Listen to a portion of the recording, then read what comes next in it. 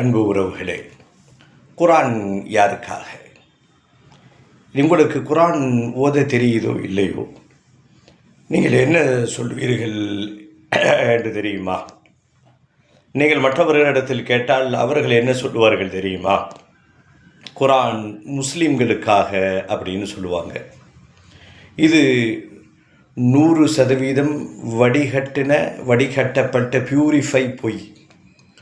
குரானிலே நீங்கள் எங்கும் பார்க்க முடியாது இந்த வேதம் முஸ்லிம்களுக்காக உள்ளது, இந்த வேதம் இன்னாருக்காக உள்ளது, இந்த வேதம் இந்த ரிலீஜியனை பின்பற்றுபவர்களுக்காக உள்ளது அப்படின்னு குரானில் எங்கேயும் அந்த சாயல் நேரடியாகவோ அந்த சாயல் இருப்பதை போல எந்த வசனமும் குரானில் இல்லை.